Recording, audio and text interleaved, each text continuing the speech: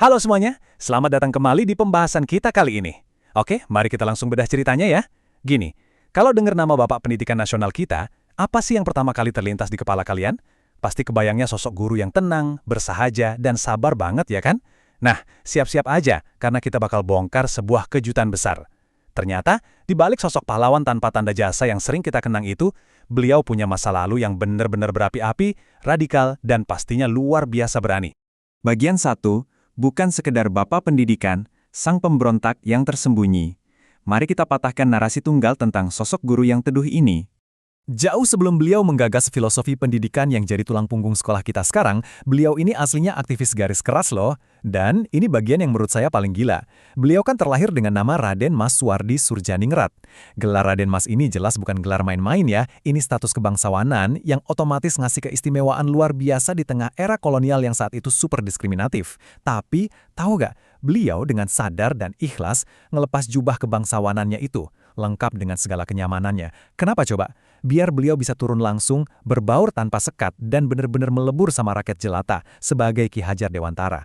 Ninggalin status kayak gitu di zaman penjajahan, wah itu pengorbanan yang sangat langka.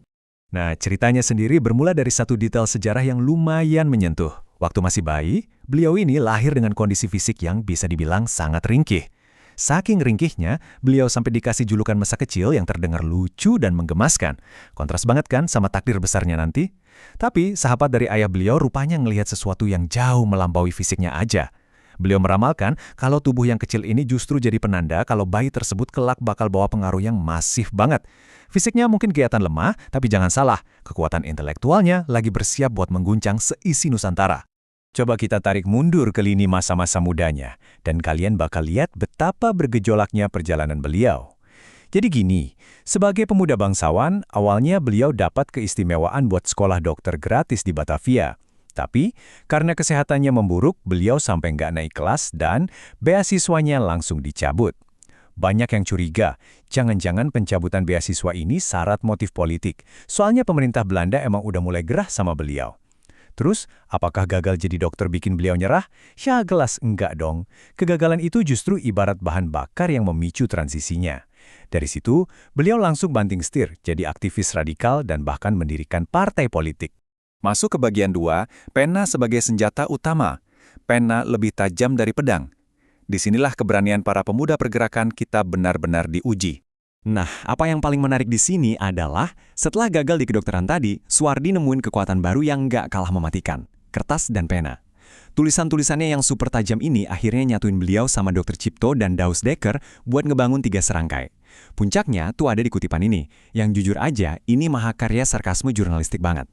Waktu itu bayangin deh, pemerintah kolonial Belanda punya niat buat ngerayain kemerdekaan negara mereka sendiri dari Spanyol. Ngelihat ini, Suwardi langsung nulis kritik yang bener-bener brutal. Maksudnya, betapa ironisnya coba. Ngerayain kemerdekaan di atas tanah bangsa yang lagi mereka jajah, dan parahnya lagi, perayaan itu dibayarin pakai uang orang-orang yang lagi mereka tindas.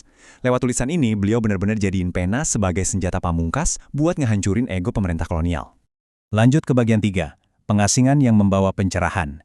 Dibuang namun tak terpatahkan. Akibat kritik tajam tadi, pemerintah kolonial tentu aja mengambil tindakan keras. Jadi, poin krusialnya tuh ada di sini. Waktu baca tulisan sarkas tadi, muka sama telinga para petinggi Belanda itu benar-benar merah padam saking marahnya. Dan sebagai hukuman, Suwardi beserta rekan-rekan seperjuangannya langsung dibuang jauh ke negeri Belanda. Raga mereka emang diasingkan, disingkirkan dari tanah air. Tapi tunggu dulu, bara api di dalam jiwa Suwardi justru makin tegar menyala. Pengasingan ke Belanda ini rupanya jadi semacam berkah terselubung yang kelak bakal ngubah sejarah bangsa kita. Di sana, secara nggak terduga, beliau malah terpapar sama gagasan-gagasan pendidikan bertaraf dunia. Di masa pengasingan inilah beliau bertransformasi. Beliau ngubah kemarahan masa mudanya itu menjadi sebuah visi strategis jangka panjang yang luar biasa matang. Bagian 4, titik balik sang pejuang, momen di ujung tanduk. Jalan terjal di tanah air ternyata malah membawanya kembali ke balik jeruji besi. Oke, kita pelanin ritmenya sejenak ya. Jadi, waktu Suwardi akhirnya bisa pulang ke Nusantara, pemerintah kolonial tuh ternyata masih ngincir beliau. Dan ujung-ujungnya beliau dipaksa mendekam lagi di sel penjara. Nah, pas beliau lagi terkurung di dinginnya penjara itu, datanglah kabar yang benar-benar menghancurkan hati. Istrinya mengalami pendarahan yang sangat hebat sehabis melahirkan anak ketiga mereka.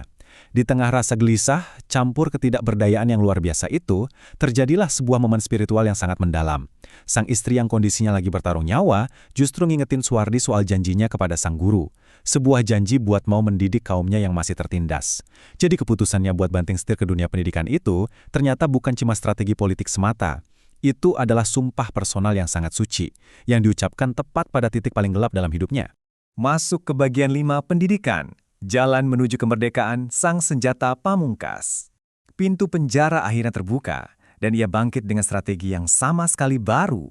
Ibarat dapat ilham, kali ini beliau nggak lagi ngangkat pena cuma buat memaki, tapi buat ngebangun. Beliau mendirikan sekolah yang kita kenal sebagai Taman Siswa, dan secara resmi melepas nama kelahirannya untuk terlahir kembali sebagai Ki Hajar Dewantara. Pemikiran beliau saat itu tuh benar-benar melampaui zamannya loh. Ki Hajar Dewantara sadar betul kalau merdeka dari penjajahan secara fisik itu ibaratnya cuma permulaan. Kalau rakyatnya secara intelektual masih tertinggal, kemerdekaan itu ujung-ujungnya cuma bakal jadi kemerdekaan yang semu. Makanya, beliau ngebidik tujuan yang jauh lebih mendasar, yaitu merdeka dari kebodohan. Membebaskan pikiran rakyat dari belenggu ketidaktahuan adalah satu-satunya cara buat nyiptain kemerdekaan yang sejati dan pastinya permanen. 3 dekade. Yap. Butuh waktu penuh selama 30 tahun bagi 3 serangkai sejak mereka pertama kali ngelempar ide kemerdekaan itu. Sampai akhirnya cita-cita tersebut benar-benar terwujud dan bisa kita nikmatin hari ini. Ini ngajarin kita soal kesabaran yang luar biasa ekstrim. Perubahan sebesar itu jelas gak bisa terjadi cuma dalam semalam. Butuh ketekunan lintas generasi buat terus nanam benih-benih pikiran yang tangguh lewat jalur pendidikan. Dan ini membawa kita ke konklusi pembahasan kita hari ini di bagian 6. Giliran kita bermimpi besar, meneruskan tongkat estafet. Kisah dari seorang calon dokter yang gagal, terus beralih jadi jurnalis pemberontak, dan akhirnya bertransformasi jadi bapak pendidikan yang rela ninggalin zona nyamannya, ini benar-benar ngasih tamparan keras buat kita semua. Inti dari perjuangan itu adalah tentang punya ide dan keberanian buat bermimpi besar. Jadi sebagai penutup, mari kita renungin satu hal ini. Sekarang, bukankah giliran kita buat nentuin mimpi dan cita-cita besar untuk Indonesia di masa depan? Ki Hajar Dewantara udah rela ngelepas gelarnya, berjuang lewatin kerasnya masa pengasingan sampai dinginnya penjara, semata-mata biar kita semua punya senjata ampuh bernama pendidikan. Pertanyaannya sekarang, dengan senjata pengetahuan yang udah ada di tangan kalian saat ini, gebrakan radikal macam apa yang bakal kalian buat untuk bangsa ini ke depannya? Pikirin itu baik-baik ya. Terima kasih banyak udah nemenin eksplorasi sejarah kita hari ini, dan sampai jumpa di pembahasan mendalam berikutnya.